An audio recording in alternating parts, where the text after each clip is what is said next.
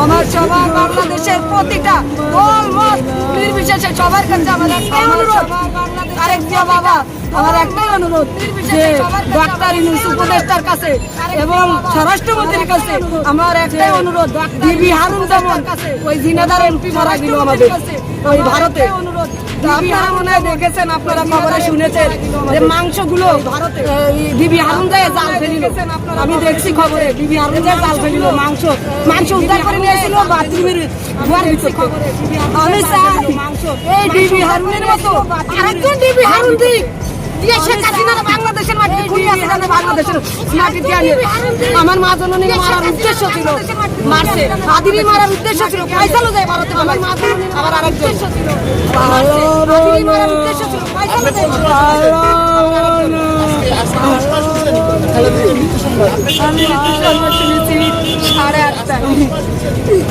আর ওই যে তারেক জিয়া ছিল, আমি খবর দেখি কিন্তু তারেক জিয়া ছিল যেদিনকে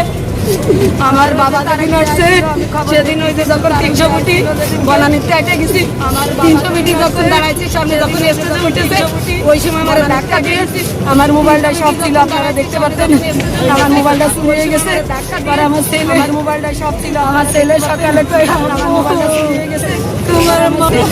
আমার ভাইরাল করার দরকার, আমার মার মুখটা আমার একটু তারেক আমার আব্বা যেন আমার মার মুখটা যেন একটু দেখতে দেয়, সন্তান হয়ে মার সাথে কথা বলতে পারলো না, এটা হচ্ছে সবচেয়ে কষ্টের বিষয়,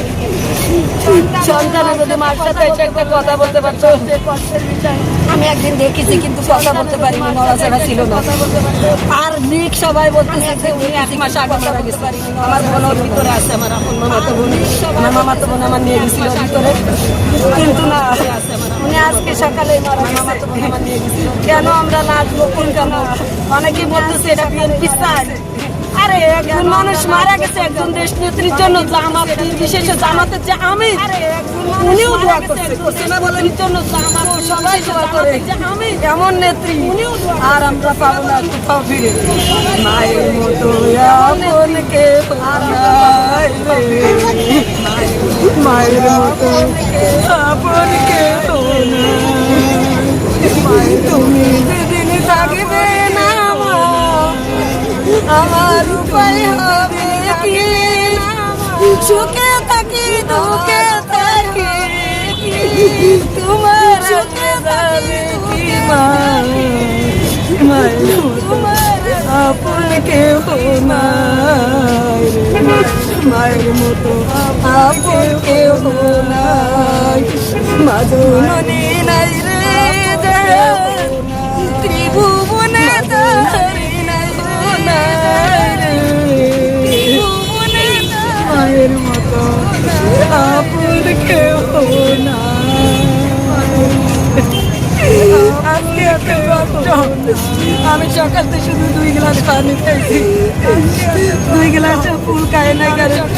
ঠান্ডা পানি খাইতে পারতেছি না। আমি আমার মা জননী গতবার যখন অসুস্থ ছিল জানুয়ারি মাসে আমি আমার মা জননী উমরা করে আসছি, কিন্তু আমার মা জননী আমার ব্যক্তিগতভাবে ছিল, আমার মা হিসাবে না, নেত্রী হিসাবে না, এবং সমস্ত আলেম মাওলানাদের আমি মাদ্রাসাতে টাইটেল পাস, যশোর মহিলা মাদ্রাসা থেকে সমস্ত আলেম মাওলানাদের কোনোদিনও আমাদের মা জননী নির্যাতন করে নাই, আপনারা বলতে পারবেন করে নাই, কিন্তু খুনি আসি না আমরা বয়ান করতে উঠলি আমি বয়ান করি, খুনি আসি না আমরা বয়ান করতে উঠলি আমাদের নিয়ে জেলখানায় করছে, আমি 13 দিন জেল খাটছি, তাও আমার কষ্ট নাই, আমার যখন মা জননী ছিল 5 বার আমার অনুদানের চেক দিয়েছে নিজে হাতে সচিবালয়, আমার দিয়া মন্ত্রণালয় ছিল, কিন্তু এই খুনি আসি না আসার পরে মোহাম্মদপুর অধিনেত্রী আপনারা চেনেন, এই অধিনেত্রী আমার একবার 18 সালে পা ভাঙছে, আমার হিরোতে জিরো নামাইতেছে, আমি এখন রাস্তার ভিখারি তবুও আমার হিরোতে জিরোই নামাইতেছে, আমি এখন রাস্তার ভিখারি তবুও